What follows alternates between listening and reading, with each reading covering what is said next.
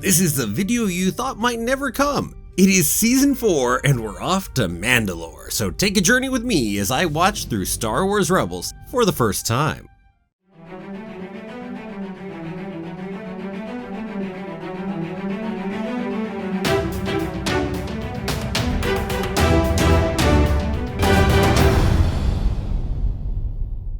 Well, hello there, my name's Jeremy and welcome back to Freeform Disney. Okay, elephant in the room first. Yes, this is late, very late. I had live streamed the episodes, these first 4, quite some time ago now, over a month ago. So no excuses. Good news is, here we go. I'll be putting out the 4 videos for season 4, 1 per week over the next 4 weeks. And then on Sunday, August 22nd, I will be going ahead and doing my final character ranking for Star Wars Rebels. Now then, it's time to jump into season 4 of Rebels. Here we go.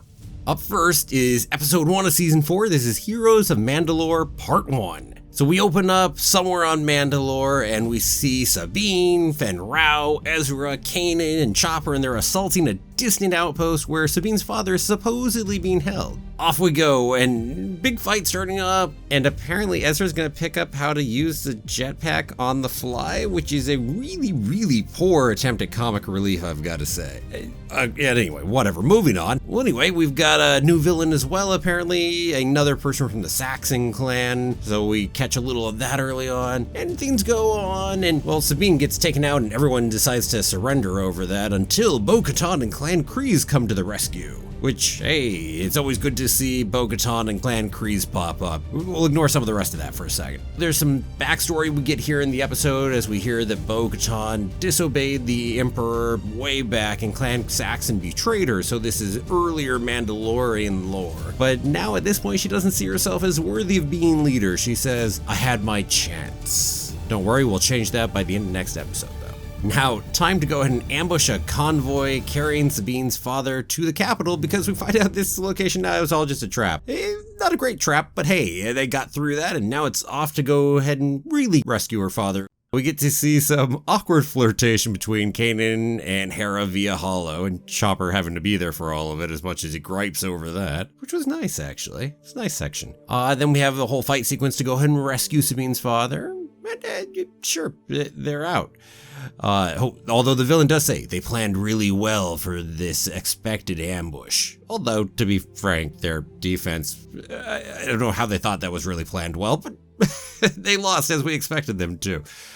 So we then have a nice heartfelt reunion between Sabine and her father. This was a good moment within the episode. We also find out that her father is an artist, so clearly some inspiration and some connection between her father and her in that way. And then we go off to our last little bit here for the episode, because Ursa and Tristan, remember Sabine's mother and brother, are off leading a different group of Mandalorians, and they're off winning their fight over there. And then, oh no, they spot a new weapon being brought in. Oh, it's just to cover the retreat. Yeah, that's probably it. Until Sabine starts to hear the sound of the weapon and cries out, no, run, essentially. And everyone gets incinerated. So this was a weapon that was created by Sabine, one of multiple weapons by the sound of it from what we know before. And then we head on over there and there's no obvious sign of Tristan or Ursa, lots of other people who have been completely disintegrated. So yeah, we don't get to see dead bodies. You do get to see some armor laying around. Now, to be honest, there's not a lot to write home about in this episode. There are a few good moments that I mentioned, but ultimately it's quite disappointing. And I'll also have to say, people said to really go ahead and lower my expectations for going into this episode, or this two-parter, the Mandalore piece here. It's hard to go ahead and lower the expectations that much. I mean, sure, I tampered them a little maybe, but this is Mandalore, and I love my Mandalorian stuff, and even despite that, I still expected, well, at least more than this out of it. And really, it's a case of wanting to like it more than I did. I think a lot of the action scenes just didn't hit the way they wanted them to with the 3 different major pieces we had. And the last one didn't hit the emotional impact that they clearly were going for. They clearly wanted to leave you with the implication that, oh no, maybe both Ursa and Tristan are dead too. It was clear the impact they wanted to have, but you don't see their armor anywhere, and they have bloody distinct armor, especially Ursa, then it's pretty clear they're not dead. And the side point is, if you don't kill at least one of them, then you really did hurt a lot of the emotional impact that last moment has. I mean, dang, kill one of them. Sure, maybe leave Ursa alive, but heck, have Tristan die, for instance. Sabine losing her brother there, now that would have emotional impact. Otherwise, it's a bunch of nameless Mandalorians we never knew, and that, well, doesn't really have much of any impact. So, yeah, anyway, it's just a bit of a mess, and I'm not going to keep talking about that. Well, let's jump on to the second episode. On to episode 2, Heroes of Mandalore, part 2. And right off the bat, we get the confirmation that guess what, Ursa and Tristan are most certainly not dead, they're fine. As kind of expected by the lack of their armor, but we confirm it right off the bat. So then we've got a quick easy fight sequence, which we finish off with Bo-Katan's people showing up in some Mandalorian gauntlets. And then we get some fun stuff while they're flying. We get to see Bo-Katan take out a TIE fighter while flying, which was fun to watch. Ezra getting lucky taking out a TIE fighter, not so much fun, but the Bo-Katan part, that was definitely fun. And then we get to go ahead and see Governor Saxon essentially showing off the weapon to Thrawn via hologram, and we get our full explanation of how the weapon works. Essentially, it superheats the Beskar that's in the armor, which then instantly vaporizes all the people within it. Which, if we're going to be honest, doesn't make a whole ton of sense, but sure. Heck, certainly other things have done things that don't make a whole lot of sense in that way either. We can talk about other sci-fis. Star Trek loves to vaporize people, or at least did. Heck, even over in Stargate SG-1, if you watch that, we once had our weapons on a third shot vaporize things too. So we do this kind of thing sometimes in sci-fi, although we often realize that's a mistake and shouldn't go that direction. Because it's a mess. Well, anyway, we do find out the weapon's range is quite limited because apparently they figured out how to put it together by using pieces that were left over from Sabine's prototype. And then we get this interesting little piece because they're done talking on hologram with Grand Admiral Thrawn, and so the soldier is like, what's going to keep the Empire from using the weapon on us? To which he's like, unquestioning loyalty. Right. Yo. I mean, don't get me wrong, the Empire would love to have a guy like that in charge. Dang. Oh, yeah. So off and away from them, back over to our people, we get a nice little quick bit of talk about the culture and heritage of Mandalorian armor and why it's so important to them. I mean, if anything, I wish we expanded on it more, but it was nice to touch on it in there. And then they get back off to Bo-Katan and her people's base, and off the bat everyone wants to kill Sabine. Apparently they all know that she created the weapon, and well, you know, good times. But hey, at this point, even though Bo was beating up Sabine a little bit on the ship, now she stands up for her, and peace is better here. We don't want war between Clan Kreese and Clan Ren. And well, Sabine comes up with a great plan to go ahead and sneak aboard the Star Destroyer and destroy the weapon, so we're all gonna go follow that, and off they head to the Star Destroyer. It's very easy to get on board Star Destroyers within Star Wars Rebels. We've seen it a few times. No exception here. So anyway, they get on board, eventually both Bo-Katan and Sabine head on up and they get up to the weapon. They find it, but it gets activated right before they get there. Gotta say, your plan might have involved, I know the armor is important and all, but maybe if you're trying to take out a weapon to which the weakness is Mandalorian armor, maybe you shouldn't have worn Mandalorian armor while trying to take out said weapon. So that all happens right there, and well, the governor pops up and he was set this whole trap for them. It was all intentional. That's why it was easy to get on the ship apparently. And the governor is gonna go ahead and order Sabine to go ahead and make the weapon as powerful as it's supposed to be and fix it up. And then the soldier objects to making the weapon more powerful as he fully expects it to get used against the Mandalorians. And so the governor is, what are you talking about? I'm an absolute moron. We want it as powerful as possible to be used against ourselves. Well, actually, no, he has delusions of grandeur and says that he is the Empire, which is not a lot better of a line, but man, he's probably one of the worst villains we've brought into Rebels. Completely delusional. He has no ability to create good plans. And yeah, dang. Oh well.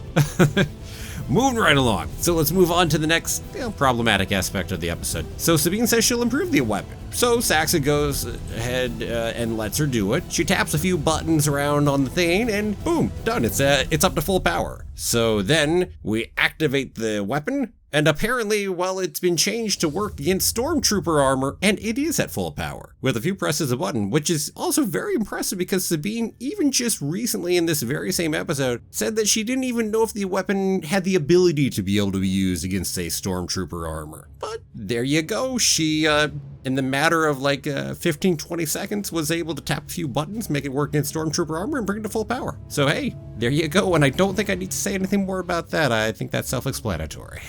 Yeah.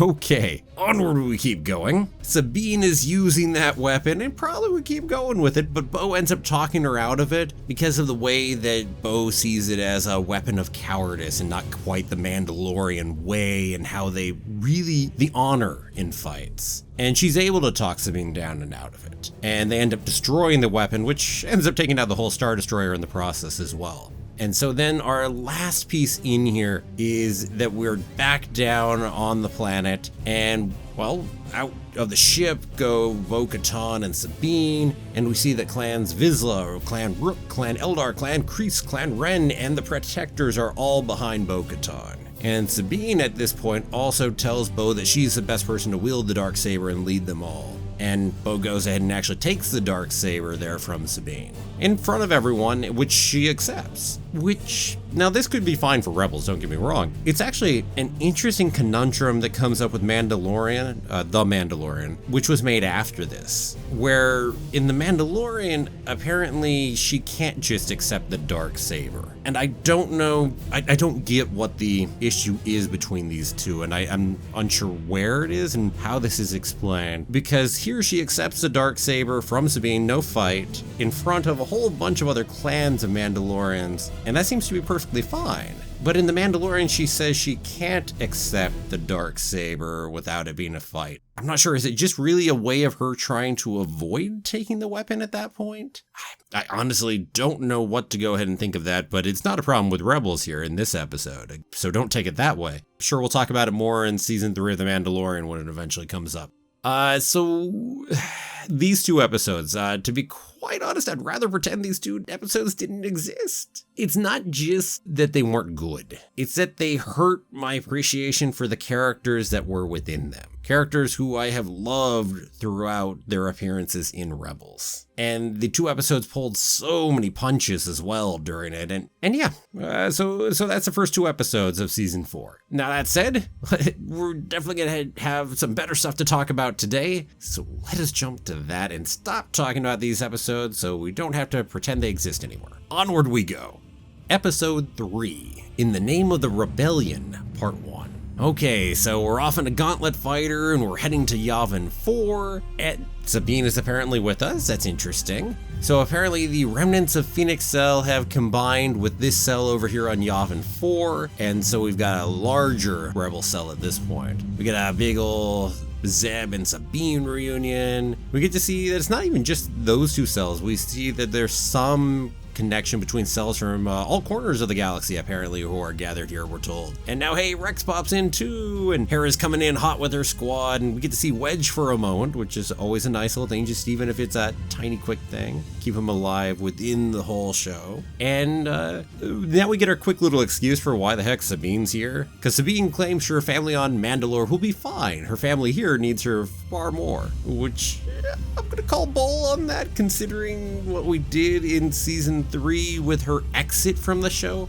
Her exit from the show was a beautiful exit when it was done. And the whole excuse for why she was needed over there certainly couldn't have disappeared yet. They're clearly in the middle of a major fight back over there. But clearly the show would rather she be around because she is popular, and yeah. And don't get me wrong, I love seeing Sabine. I'm of two minds of it. I'm gonna enjoy seeing her here through the rest of the show, but at the same time, for her character, she should have stayed back over on Mandalore. with the beautiful exit she was given before.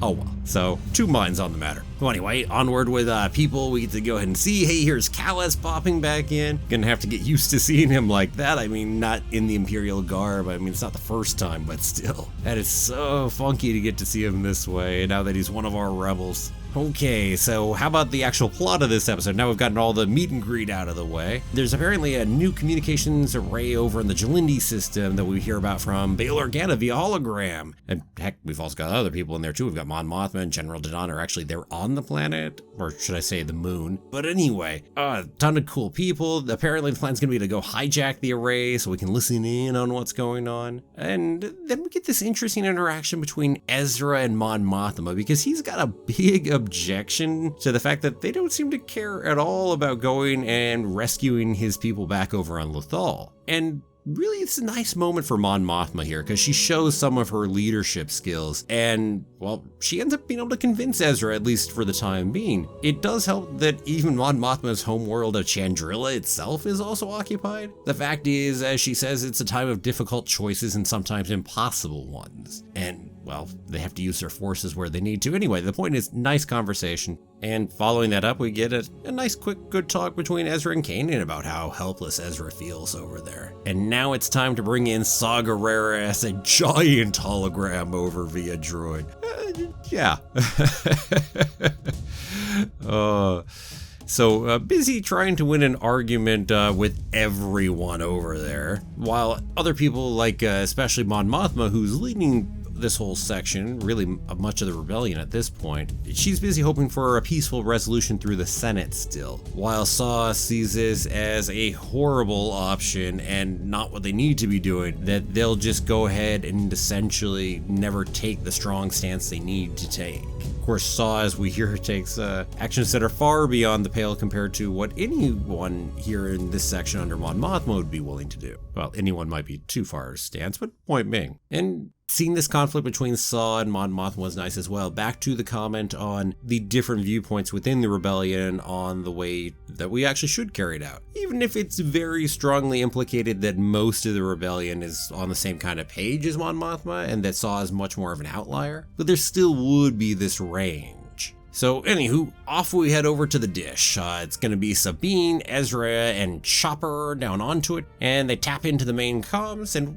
well, just as they're working on all this, an Imperial light cruiser pops on up. Bad timing. And apparently they screwed up the connection a little bit, so they're actually intercepting the communication from the light cruiser. Now Sabine tells Chopper to quickly bypass the signal so that it'll actually connect to the people inside so that they won't be found out and discovered in doing what they're doing. But apparently Ezra instead decides it would be much more funny to answer it himself, I guess, and tells Chopper to do that. And that fails spectacularly. What a surprise. I gotta say, Sabine's plan was much better. So who's up on that light cruiser? Well, it is Commander Brom Titus popping in one more time here within the show. And apparently his light cruiser's got a couple TIE defenders on it. You'd think he would be in a much worse position than that after his multiple failures. But to actually get two TIE defenders? Dang. Okay, sure. A little unlikely, but sure. We get some fun dish tilting action in there. We get Hera over on the Ghost having to rely on Kanan's Jedi navigation in the fog in order to actually get away from the two TIE defenders. And eventually both of them crash within the fog and we take care of both of them. And then here at the end, well, with things kind of going poorly, Saw shows up to help and he's got bombs to go destroy that whole dish. After all, he hardly agrees with just taking over the dish and using it instead of just destroying the thing as a whole, which is part of that argument before by hologram when he popped up over onto Yavin 4. So anywho, the dish gets blown to heck. Don't worry, but first off, Sabine, Ezra, and Chopper get on board with Saw over there, get the rescue. And, well, Brom Titus with that light cruiser was a little too close to the dish at the time, so off goes his ship too. We see a last reaction from him, and it looks like so much for Brom Titus. We have finally taken him out. I guess, again, final season, time to actually take out a few characters. So much for my little theory that Brom Titus was that guy we saw like demoted heavily on just on the first Death Star. Would have been funny though. Well, anyway, up into orbit they go, and our two crews are gonna have to stay separate, the whole Ghost crew versus Saw's crew. So that means Sabine, Ezra, and Chopper are sticking with Saw for a little bit, and off they head to hyperspace somewhere else. And now, as for this episode here, everything was pretty good. I mean, the action sequence wasn't the best, but was still enjoyable, but everything else was really good, especially some of the talks between Saw and the others there, Saw and Mon Mothma, or Mon Mothma talking to people. These were some of the definite highlights. Heck, even the whole reunion scene was done really nicely as well. And so, yes, considerably better than the previous two-parter, even if coming right off the back of that two-parter makes it a little trickier watching this one and enjoying it as much, I grant. But yeah, no, this one was really nice. Very much enjoyed it. Always love seeing Saw pop back up too, and Mon Mothma as well. Nice return to form, shall we say. With that, it's time to head to the last episode for today's video, and that is episode 4, In the Name of the Rebellion, part 2. So we're with Saw over there, and remember Sabine and Ezra and Chopper are on board the ship, and Saw's got some intel on a secret cargo from the Faust station. Clearly we can tell that this is part of the whole building of the Death Star, and that's what's going on here. So Saw's making the argument that do something that might actually matter. And back to the whole spectrum of people, Sabine and Ezra are on board for going ahead and doing this. Chopper is actually not on board with this. Intriguingly, Chopper's sometimes fully willing to break rules, but not this time around. Might partly also be a little influence of Hera when it comes to that. I mean, Chopper definitely sees much more connection with Hera, and Hera's problems with Saw, I'm guessing, are part of the reason there. Well, anywho, we get to go ahead and see Chopper get another paint job here. It's going to be a yellow paint job, so he can go ahead and blend on in, get them in via cargo container onto the new freighter, this freighter 2716. Now, if that's a reference to something, I am not sure what it is. I mean, we love our references with numbers and whatnot else, but I'm not sure what that one is. If anyone knows what it is, go ahead and let me know. Well, we get some interesting pieces while they're on board, because Ezra is hearing something that sounds like singing, but it's not getting heard by Sabine. So there's something funky going on here. Well, anyway, they head on over. They go ahead and find that there's an Imperial military shuttle in Hold 12 with soldiers on board, and we definitely know something weird is going on. And they're busy heading off to the Taunus sector. So off they head to a restricted area, Cargo Bay 17, and they find a whole bunch of prisoners over in a cargo container, which at first is a bit of a letdown for Saw. Then eventually you start hearing about what these prisoners are. So first off, apparently the prisoners overheard soldiers talking about the Jedha system, which is a big Rogue One connection considering we know Saw is on Jedha, and the main city gets destroyed by the Death Star in Rogue One. So yeah, we're definitely making those connections start to pop up. And on top of all that, these prisoners, they're all reactor or power specialists. Well, you can see what they're actually being corralled for. So we go on, and one weird thing here. We see Saw only stunning stormtroopers. Now this is very out of character for Saw. It's very in character for our show not to kill stormtroopers, just because we don't like killing. But for Saw Gerrera, I don't think he would be merely stunning stormtroopers. I think you'd be killing them. And I think it's a show issue there as to why we didn't see that. So as far as my headcanon's concerned, he actually shot them and killed them. Well, anyway, we move on. There's one more nice secret aboard this ship, and Ezra, hearing that song in his head, it leads him to another area of the ship, and we've got a whole bunch of death troopers guarding a sealed container. Well, they have a whole fight. They end up winning this fight. These troopers have to go ahead and retreat, but during it, well, there was one shot that actually hit the container, and this is kind of what the troopers were worried about. They definitely did not want to hit that container. Inside it, the whole thing disappears, and it's a giant Kyber crystal. Kind of reminds me a little of the unfinished Clone Wars episode where we actually got to see a giant Kyber crystal once. Well, anyway, there is a quick disagreement between Saw and Ezra and Sabine as to what to go ahead and do with the Kyber crystal and everything else. Their disagreement is whether to head to the ultimate destination or just destroy the Kyber crystal, make sure the Empire doesn't get it and get the heck out of there. And, well, they split up, but Saw ends up coming back in and stunning both of them later because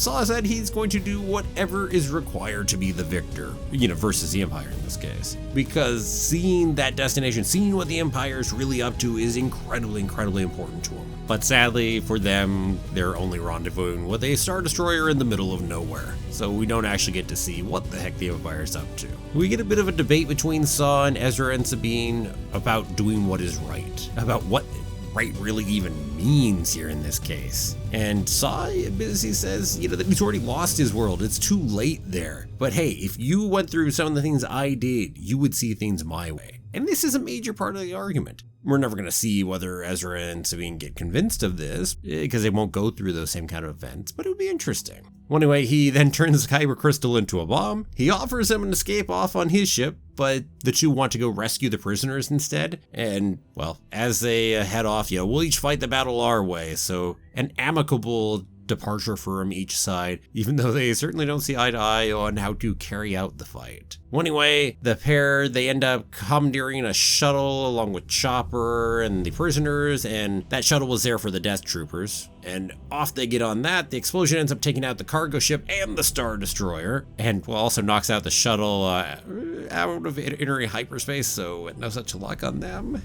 But luckily for them, don't worry, the ghost appeared just moments later. Not really a believable save, but that's okay. We'll forgive that one so we can just move on. And then we get a little last piece. We get an ominous ending that is essentially alluding to the Death Star. Now, none of them know about the Death Star, or say it, of course, but with all of us, we certainly know what it's alluding to. And so, yeah, it gives that ending to it a little bit. Overall, definitely a good enough episode. Not as good as part 1 of this, but certainly it was still good. I know, in fairness, I also could have dropped out all the Chopper and prisoners stuff. It was bad comic relief thrown into the episode because they felt the need to go ahead and give it a little more levity, shall we say. Now I'd hope for a little more in episode 2 as far as the whole philosophical argument between Saw and Ezra and Sabine, and or maybe even a little more internal conflict within Ezra and Sabine, really, when it comes to it. It didn't happen, but it was still, again, a good episode. It was nice seeing Saw again. Another thing that surprised me is I actually thought maybe we'd see him lose his leg here, get his breathing problems during this episode, since we saw those as being major things for him when it came to Rogue One.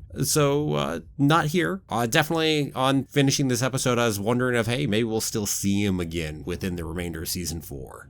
And so, yeah, there you go. So that was the 4 episodes. Gotta say, it was definitely a bumpy start to season 4, that's for sure. A lot of good character stuff, though, and world building in the second 2-parter. The first 2-parter, again, I would rather didn't exist. The second half of the second 2-parter was good, could have been better. But that 3rd episode within the season, that was really good. I'm not saying it would necessarily be in my top 10 of the show. I'd have to figure that one out more. But certainly it's well up there for the episodes in Rebels. I really enjoyed that 3rd episode. Well, anyway, at this point, I can say I was definitely questioning where things would go with the rest of the season. That's definitely where I was at that point. And hey, with that, let me go ahead and ask, well, what about you? What did you think of these 2 arcs? Were you a much bigger fan of the Mandalore arc than I was? Let me go ahead and know down below in the comments. And let me take a moment to thank all of my wonderful patrons. If you're interested in helping support the channel through Patreon, link down below in the description. And to everyone, thank you so much for watching. If you liked the video, please give it a like, a share, and don't forget to subscribe. I'll see you back here tomorrow for another new episode of Freeform Disney. Have a magical day, and may the Force be with you, always.